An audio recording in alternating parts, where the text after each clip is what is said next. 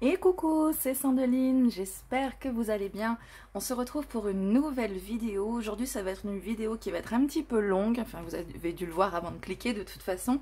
Parce qu'en fait, je vais comparer deux ouvrages, donc de la même personne, Caroline Eskenazi. S'épanouir avec le tarot et s'épanouir avec les oracles. Donc voilà, pour les personnes qui se posaient la question, est-ce que c'est deux livres qui vont être redondants, sachant un avec le tarot et l'autre avec les oracles? Et ben on va voir que effectivement il y a d'autres choses qui peuvent se comparer, puis il y a d'autres choses, ben c'est pas non plus un copier-coller. Un livre de l'autre n'est pas le... Enfin, voilà. Alors, avant de commencer, je voudrais vous dire deux, trois petites choses. C'est que, déjà, merci d'être là. Hein. Je le dis pas assez souvent, je trouve, donc je vais me remettre à le dire, mais vraiment, je suis touchée de vos messages et de vos gentillesses, donc merci infiniment. Et puis, je voulais vous rappeler que vous avez des contenus gratuits que je mets à votre disposition. Vous avez le lien de téléchargement en description.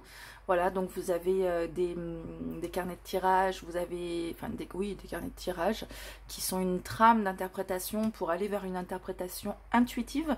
Vous avez aussi des cheat sheets, c'est des anti-sèches, donc avec les mots-clés que j'ai mis sur une page pour les majeurs, une page pour les mineurs, parce que j'avais à cœur que ce soit en fait un coup d'œil, on puisse tout voir. Donc voilà, je vous mettrai aussi en lien en fin de vidéo la possibilité d'aller découvrir mon Dot Art le Normand. Et puis après, tout ce qui va être consultation, création, tout ça, vous avez les liens en description. Voilà, mais si j'ai oublié des choses, je vous les dirai en cours. Là, vous voyez des petits onglets parce qu'en fait, dans ces livres, vous trouvez quand même des informations. Et donc moi, ça m'intéresse parfois d'y retourner sur certaines choses. Casse-pied. Vous verrez ce que c'est, mais voilà, au fur et à mesure que j'ai découvert le livre, j'ai certaines choses qui m'ont intéressée. Je me suis dit, ben, plutôt que de le chercher à chaque fois, j'ai mis mes petits post-it. Voilà, donc vous allez voir, tiens, j'ai gardé la note ici, vous allez voir qu'ils sont similaires dans le sens où la démarche est la même, mais quand vous faites l'un, vous ne faites pas exactement la même chose que l'autre. Je mets plutôt comme ça. Vous avez déjà en fin de livre la possibilité d'avoir votre tarot. Donc j'avais commencé à le détacher. Puis entre temps je l'ai acheté. Donc du coup voilà. Donc vous avez votre tarot Rider-Waite classique. Et ici dans celui-là vous avez un oracle. D'accord, mais vous pouvez le faire avec n'importe quel tarot, n'importe quel oracle. D'ailleurs on va vous dire en début de livre. Donc vous avez déjà dans les deux livres, il me semble, ah non pas celui-ci, autant pour moi, dans les deux livres, dans ce livre-là, vous avez des exercices bonus avec le QR code qui est ici. Donc le sommaire, pour les deux c'est pareil, on va les comparer, tiens, les deux sommaires. Comme ça vous verrez déjà. Alors, hop, les exercices préliminaires pour choisir son jeu, ici, pour apprivoiser son jeu. Et là, on a pour apprendre à connaître le tarot. D'accord? Ici, on a créé un lien durable avec son jeu. S'amuser avec le tarot. Ensuite, on a tiré les cartes. Vous voyez que c'est pas forcément la même chose. Se connaître soi-même grâce au tarot. Je vois pas ce qui est dans l'écran ou pas. J'ai dû monter un peu plus haut pour pouvoir tout vous mettre. Donc là vous avez une partie qui est identique, vous voyez, se développer avec le tarot, se développer et s'épanouir avec son jeu. Et ensuite on a plein d'exercices, des tirages aussi. Et vous en avez qui se ressemblent un petit peu, notamment dessiner avec le tarot, à vos crayons, dessiner avec l'oracle, 78 ritournelles, chantonner avec son oracle, écrire avec son oracle. Vous voyez, c'est pas exactement la même chose. L'oracle quiz, vous devez avoir aussi à un moment donné un tarot quiz, mais c'est pas tout exactement dans le même ordre. J'ai vu qu'il y avait le jeu du miroir par exemple aussi, qu'on retrouve dans l'un et dans l'autre, mais je ne sais plus exactement. Il y a la constellation personnelle et professionnelle dans les deux, de la méditation, le jeu du miroir, voilà. Mais vous voyez, c'est pas dans le même ordre et c'est parsemé, ben voilà, il y a une logique quand même. Alors, à qui s'adresse le livre? Bah, à tout à chacun, hein. Même quand on n'y connaît rien. Donc effectivement, on va vous demander de choisir un tarot. Alors le règle, je n'ai pas encore fait, hein. Mais on va vous demander de choisir un tarot. Et pour vous dire, moi j'ai choisi celui-ci. Donc on est d'accord que c'est quand même loin d'être un tarot classique.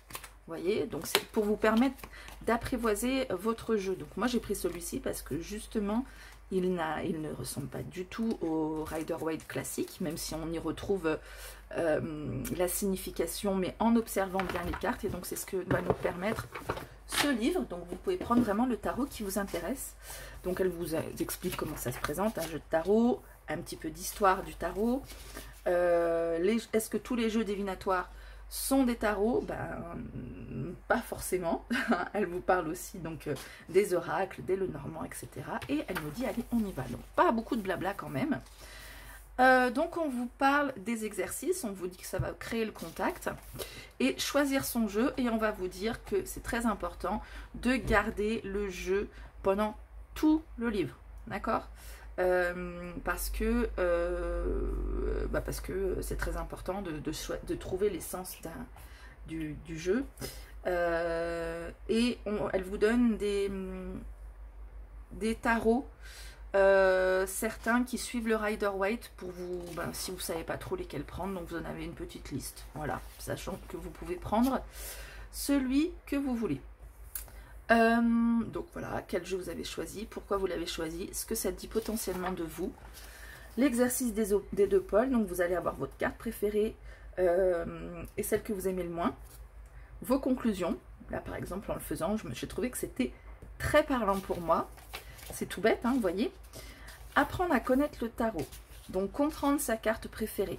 On va reprendre sa carte préférée, elle va nous poser des questions, toutes bêtes aussi. Qui est ce personnage sur la photo? Quelle est sa quête, son but, son objectif? Comment en est-il arrivé là? Qu'est-ce qui s'est passé juste avant que la photo soit prise? Qu'est-ce qui s'est passé juste après? Vous voyez, donc on y va vraiment pas à pas en observant les cartes. Savoir décrypter une carte. Voilà, quelques exemples de questions. Quel est mon message du jour? Quelle leçon suis-je en train d'apprendre en ce moment? Etc. Je ne vais pas tout vous lire non plus, hein. Réfléchissez à une question que vous avez posée, votre question, mélangez votre jeu, étalez, gardez-la sous les yeux, gna gna gna. Faites une description détaillée de l'image, racontez littéralement tout ce que vous voyez. Exemple, je vois une femme assise sur un coussin rouge qui tient un sceptre, elle porte une couronne, une robe à fleurs, vous voyez, c'est très factuel. On relaie la description, quel proverbe on peut associer, en quoi ce proverbe peut s'appliquer pertinemment à votre question. Vous voyez, je ne vous lis encore pas tout, mais c'est des choses qu'on peut faire sans aucune connaissance. Voyager avec les arcanes majeures, donc on va vous demander le fou, des adjectifs qui vont le décrire, un prénom que vous pourriez lui donner, ce que vous avez en commun avec lui, par exemple. Leçon que j'estime avoir déjà acquise, assimilée. Elle va vous faire la même chose avec toutes les cartes, les majeures. Et ensuite, on va travailler avec les cartes royales. On va avoir un quiz. On va écrire son propre livret. Hein, donc ce qui va nous permettre en fait de nous accaparer, nous attribuer, nous imprégner de chaque carte. On ne va pas nous le faire de manière compliquée, hein. Vous classez vos cartes dans leur ordre traditionnel, les majeures, les familles mineures. Et ensuite, vous prenez entre vos mains votre jeu et vous faites défiler une à une les 78 lames. Et pour chacune d'elles, vous allez inventer intuitivement un enseignement qui pourrait accompagner la carte. Que faut-il entendre ici par enseignement? Une citation poétique, un proverbe, une maxime ou une phrase évocatrice et inspirante. Des choses que vous avez travaillées avant. D'accord? Donc vous allez écrire pour chaque arcane. Et on vous dit, et là, vous savez ce que vous venez de faire en écrivant tout ça? Ben voilà, vous avez fait ci, vous avez fait ça. Tableau de notes. Vous voyez, donc au fur et à mesure, elle vous fait faire des exercices. Et à la fin de l'exercice, elle vous dit, ben là, vous venez de... Comme ça, vous avez assimilé pas mal de choses. On a ensuite des tirages. Tirage de la nuit, tirage de la croix celtique. Et s'amuser avec le tarot en deuxième partie. On va regarder la première partie de se développer et s'épanouir avec les oracles cette fois. Donc, l'introduction, là cette fois c'est sous forme de fac. Donc peut-être, il y a d'abord eu celui-ci, peut-être qu'entre-temps on a posé des questions. Donc allez, on les met. Pourquoi se servir d'oracle? À qui s'adressent les livres? Comment les oracles sont nés? Comment se présente un oracle? Faut-il acheter un jeu pour Alex Olive? Ben non. Alors, ici aussi, on a des exercices préliminaires pour apprivoiser son jeu. Donc, qui était là? Préparation. Apprendre à connaître le tarot. Alors, les exercices préliminaires. Donc, 3 exercices qui vont vous permettre de rentrer en contact avec votre oracle. Donc, choisir votre oracle, hein, encore une fois. Donc, vous avez des conseils aussi. Pour si vous débutez tout juste, mais vous pouvez prendre n'importe quel oracle. Hein, n'importe quel oracle. Et donc là, pareil, vous allez choisir tel oracle. Pourquoi? Qu'est-ce que ça peut dire de vous? Votre carte préférée, celle que vous aimez le moins. Donc, pour le moment, on fait pareil. Hein. Analyser sa carte préférée. Voilà. Créer un lien durable avec son jeu. Donc ça, c'était la partie 1 qu'on avait fait ici. Quelles questions poser à son jeu? Donc on en reparle un peu. Hein. Décrypter intuitivement une carte. On est encore sur rédiger son propre livret. Voilà, vous reprenez les cartes et vous suivez les consignes qu'on vous donne. Vous allez pouvoir dessiner votre oracle.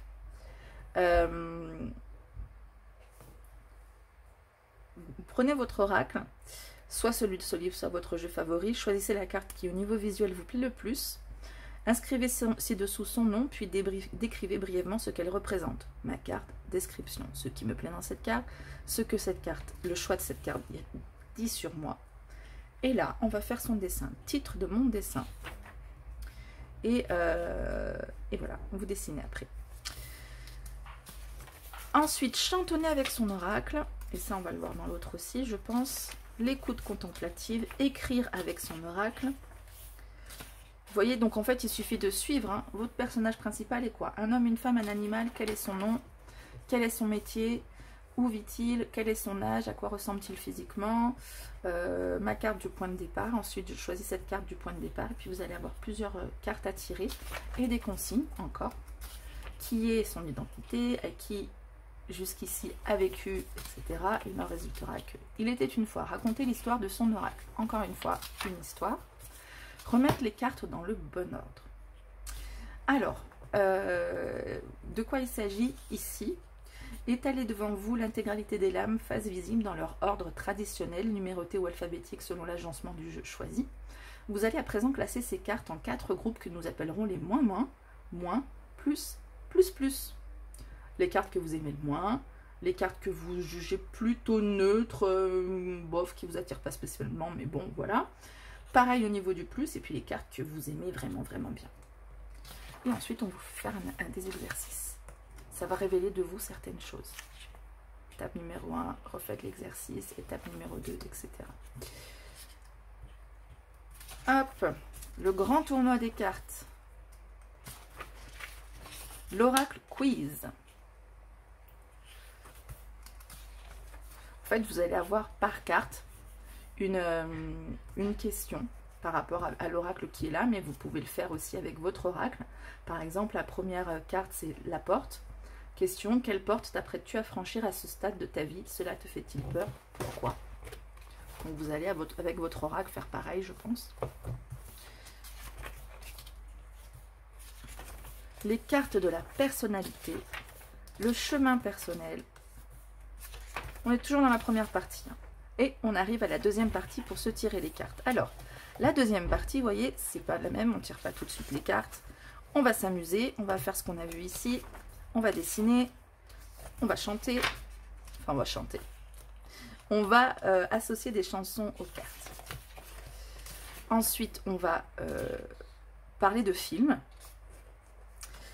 Une histoire que vous pouvez associer, par exemple le magicien d'Oz. La petite Dorothy s'ennuie au Kansas, 4 de coupe. Survient une tornade qui emporte sa maison, la tour, la tornade. La maison atterrit au merveilleux pays d'Oz, As de denier égale pays merveilleux, par exemple. Et vous pouvez continuer comme ça. Vous prenez une histoire et vous mettez des cartes au fur et à mesure. Le top des majeurs. Donc là, c'est pareil, ce qu'on a fait juste avant. Les moins, les plus, les plus. C'est pas dans le même ordre. Vous voyez, il y a quand même quelque chose qui est travaillé au niveau de l'apprentissage de votre jeu. La voie de la méditation, là ce sera plus tard. Laisser parler sa plume, là on fait l'histoire dont on avait parlé. Les cartes de ma vie, voyez, là, j'avais, au niveau d'histoire, bon, bah, j'avais mis mon truc parce que, voilà, je voulais revenir. Là, vous avez des mots-clés, d'accord? Vous avez d'autres choses, incarner le tarot, par exemple, ici, vous allez avoir comment incarner le tarot pendant 24 heures, du coup, ça aussi. Les mots-clés pour les cours, les personnages de cours, vous voyez, vous avez des informations au fur et à mesure que vous allez retenir au fur et à mesure, justement. Le tirage des 7 jours. Incarner les majeurs. Donc là, il s'agit justement de mélanger vos cartes, d'en piocher une et ensuite d'incarner cette carte pendant 24 heures. Donc si par exemple vous obtenez le fou, votre mission pendant 24 heures, c'est de vous montrer enthousiaste et ouvert à toute nouvelle proposition que la vie peut vous faire. Se connaître soi-même grâce au tarot. On passe vite à la partie 3. Il y a plus de parties, j'ai l'impression, ici. La fiche signalétique. Mes plus grandes qualités, mes plus grands défauts. Donc là, vous parlez de vous. Et ensuite, vous allez avoir un exercice à faire avec les cartes. Toujours pareil, la fiche signalétique bis. Le jeu du miroir. Donc le jeu du miroir, ça va être avec quelqu'un. Bon, je ne vais pas tout vous dévoiler non plus. Hein. J'hésite entre ce que je vous dis et ce que je ne vous dis pas. Les attentes amoureuses, le parcours amoureux, réinventer l'amour, les attentes professionnelles, le parcours professionnel. On voit, vous voyez, mon expérience professionnelle, la carte qui la représente, pourquoi cette carte. La constellation professionnelle. Vous avez toujours des tableaux à remplir, c'est super chouette de faire ça. Quatrième partie, trouver l'inspiration grâce au tarot. Allez, avec les oracles, on était sur la partie 2, donc qui est tirer les cartes, là aussi. Hop, tirer les cartes, c'était là, non, je sais plus, bref. Vous l'avez vu, c'était par là. Vous voyez, c'est pas du coup, ce n'est pas les deux mêmes livres. Hein. Savoir intentionner un tirage, plusieurs étapes. Le tirage à une carte, le tirage à 3 cartes, le tirage intuitif, le tirage sandwich, le tirage du chiffre, le tirage amoureux. Ah, je vous ai dit qu'elle serait longue cette revue, mais au moins vous avez tous les éléments quand même. Le tirage des 7 jours, on l'a vu ici. Le tirage de la croix celtique, le tirage de l'oracle de la nuit, le tirage du clair-obscur, le tirage de Tara, et se développer et s'épanouir avec son jeu. Alors, partie 4, partie 3, on va continuer ici avec la partie 3. Et elle vous dit à chaque fois dans quelle étape on va là. La partie précédente nous a permis de comprendre comment tirer les cartes et comment manipuler notre jeu. Nous allons à présent nous pencher sur la dimension développement personnel, à proprement parler de notre oracle et voir comment, au travers des exercices qui suivent, il peut devenir un véritable outil d'épanouissement et d'accomplissement capable de nous aider à bâtir des stratégies gagnantes et surmonter des coups durs, à tenir nos objectifs de vie, à proposer une version améliorée de nous-mêmes, etc. Bienvenue donc dans cette nouvelle partie riche en aventure et en découverte. Là, on refait le jeu du miroir, la voie de la méditation, le bilan quotidien, ça on ne l'avait pas dans l'autre il me semble, les cartes de votre vie, le parcours amoureux, la constellation personnelle, la constellation professionnelle, surmonter les situations désagréables, savoir élaborer une stratégie gagnante, maigrir avec un oracle, oh. Guérir avec un oracle, le tableau de vision, j'ai rien loupé, la grande initiation, incarner les cartes, donc là aussi vous l'avez. Allez, l'exercice suprême, bon on va le découvrir, il ne reste pas grand chose, hein. Avant de conclure, vous avez un autre exercice, le grand voyage. Et voilà, et le livret du jeu qui vous est proposé ici. Alors continuons avec l'oracle, enfin le tarot. Pour ou contre, exercice. le maître zen. Donc les exercices, vous voyez, sont différents. On les a déjà tous vus hein, dans le s'épanouir avec les oracles. Le talisman, le conseil du mentor, pourquoi du comment, la table ronde, grand conseil à la cour. Et donc là, vous avez les mots-clés des cartes de cour que j'ai trouvé pas mal. Donc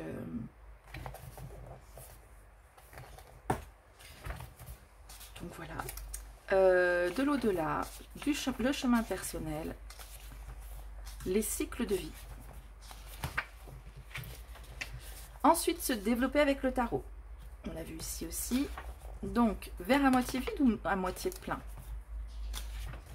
Stop les complexes. Casse-pied.